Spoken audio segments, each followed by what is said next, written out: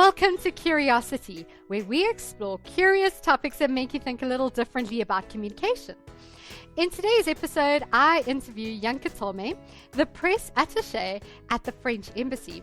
And if you don't know what that is, it's the official at the embassy who liaises with the press. Let's talk to her about her interesting career in international relations and how communication shapes everything she does.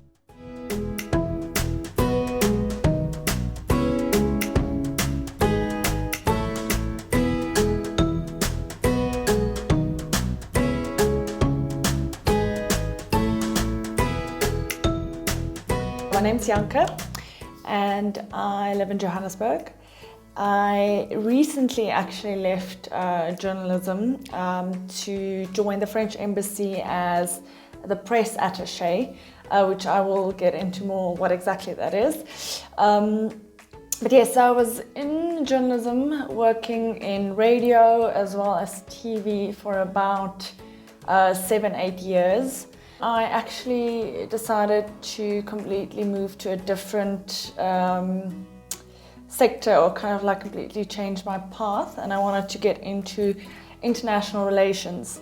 And that's how I came across this specific position, because it kind of had both what I wanted to do, but still a little bit of what I already knew how to do because of my media experience, all wrapped into one as a press attaché, because your job at the embassy is a combination of working with the press, with journalists, kind of making sure that whatever France does get publicity, does get recognition here in South Africa, but then also there's a strong writing and translating a part of it, ranging from writing articles on behalf of the embassy to writing speeches. Anything on social media that needs to go out needs to be written by someone. The English part obviously is me. Most of the French, obviously I don't necessarily do, because the whole embassy speaks French. So I'm more the English person who is involved in any sort of communication. I do not work alone though. I work in a small team that might vary from embassy to embassy, but I do have a team with me, so it's always kind of a team effort to make sure the right messages go out.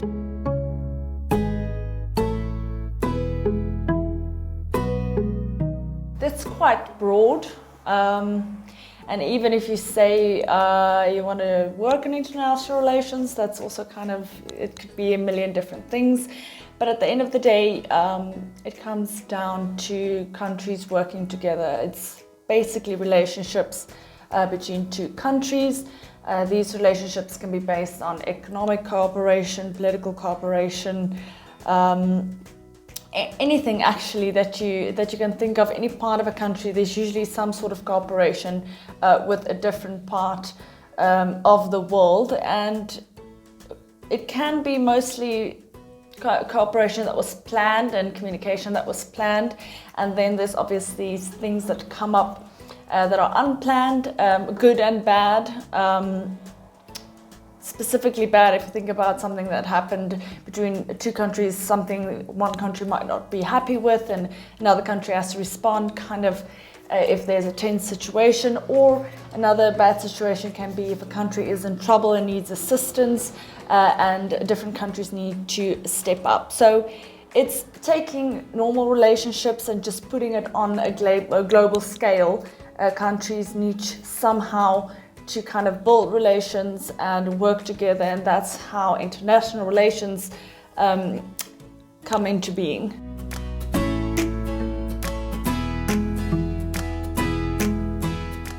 No country can operate on its own. It's specifically in today's day and age, with people moving, with information moving, borders are open. It's just a completely different world that we're operating, and countries do need to work together. I think at the moment the COVID pandemic is just a good example of how important international relations are at the end of the day, because something like this that a few months ago you thought maybe it was one country's problem, it's spread across the world, and now countries can't face the pandemic at the moment alone. So it's extremely important for countries to cooperate, for relationships to be positive, to be strong, so that countries can support each other and work together at the end of the day.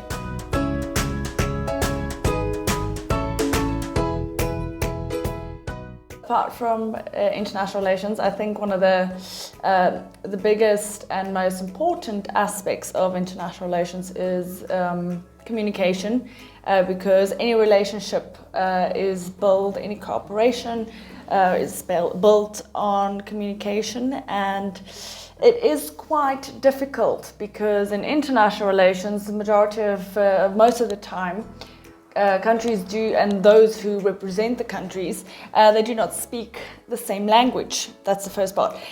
So it's extremely important for good communication and good people to be in charge of making sure that what you want to say is, at the end of the day, brought across in the message that you put out. You might say something in one language, and if you directly translate it, it actually does not have exactly the same meaning if you put it out in a different language. And that's extremely important because in international relations, you have to be extremely careful with what you say and how you say it.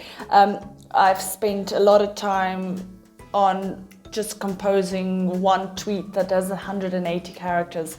And we would sit for probably an hour staring at the tweet and thinking, this word is a bit too strong. I know if you directly translate it, it is what it was actually said in the first language, but in the language of the country where you're operating and the message you want to get across, that's quite different. So why it is important is because also, apart from the different languages, there are different cultures and there are different contexts in which this message will go out. So if you put out a message, you are speaking on behalf of a country. So anything small or big that can go wrong does have pretty serious, or it can have extremely serious consequences, because you're not just speaking on behalf of a person, it's a whole country, and anything can have serious political consequences. So that's why communication is so important, because the reason you have an embassy in a country is to build and maintain strong relations. So you have to constantly be communicating, openly communicating with the country you are operating in, to make sure that the relationship that the countries have is maintained and made stronger. But also another point is that they are citizens of the country which you represent in the country where you are based.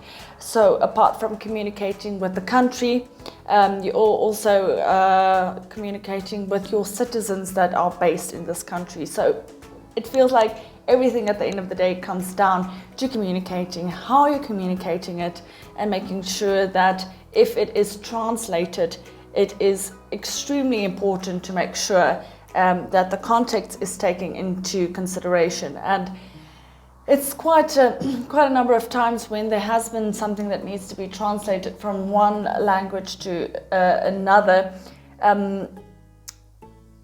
It takes definitely quite a number of people, and you have to read it a couple of times and run it past different people to make sure that because people would understand something differently. If you send out one tweet, people can say, yeah, well, I get what you're trying to say, but really, if you come from my background, that would be quite insulting. And then that one tweet in today's day, in today's time, can go viral within a couple of seconds. If someone says something on the news or on TV and it's recorded and that sound goes viral, the country would need to respond.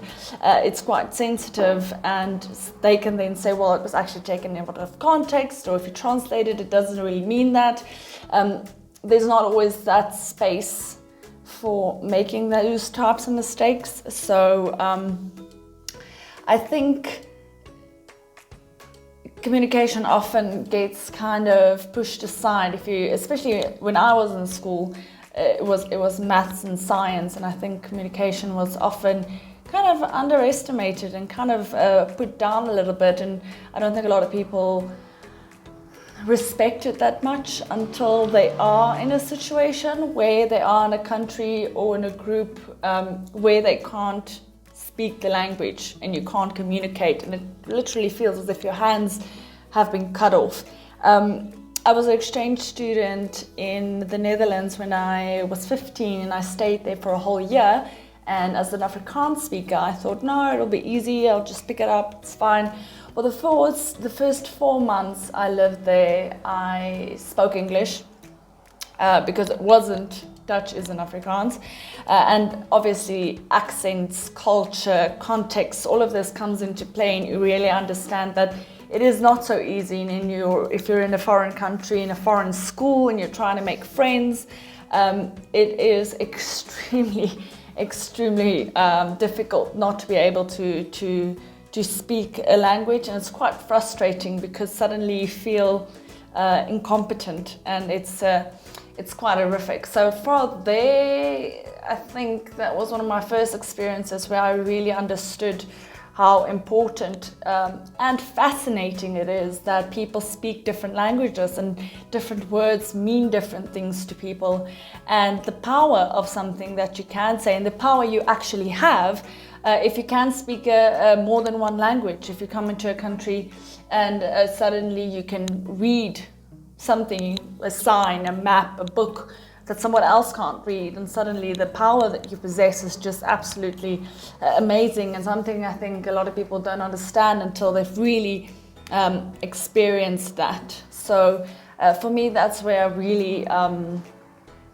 really appreciated communication, and I think that's why I went into journalism, just to be able to use communication and language and words and stories, because stories are a way of communicating, to be able to do something. But then I wanted to combine my passion with international relations as well. And then, as I've mentioned before, I realized how extremely powerful and important communication is when you take it onto a global level.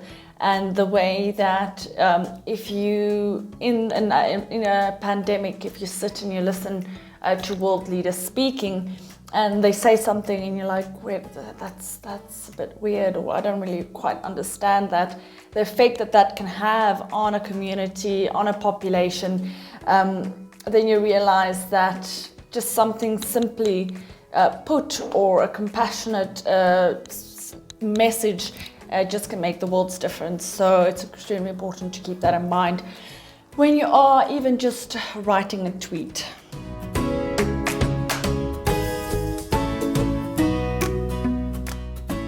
I mean, it's easy. If you want to become a doctor, you go study medicine, but I think if you want to get into international relations, that's quite vague. And I still don't know exactly.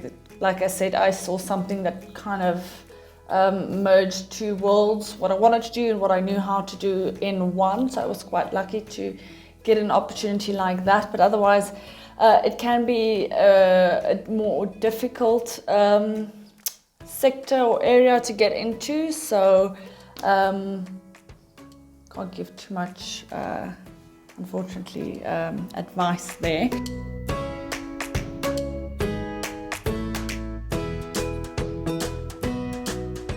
Make sure who you are, you know who you're talking to, because that's going to determine how you kind of frame a message, and what you think you need to highlight, and also striking the right tone. I think there's always a difficult balance. If you want to make something clear, but you don't want to be rude, so that's quite challenging. But I think with cultures and language, the most important would be context and making sure you understand, and always running it past someone. For me, it's always important to discuss it with someone else, because sometimes a sentence or message gets stuck in your head and you just can't think of any other way to say it.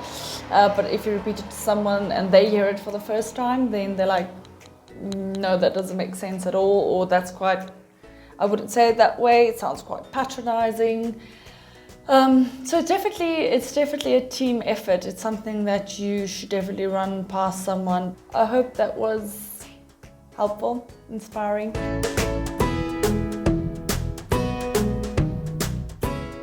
Thank you, Janke. The role of great communication in international relations can't be underestimated. This just proves how vital these skills are and what exciting careers await for those who can master them. That's all for now. Bye!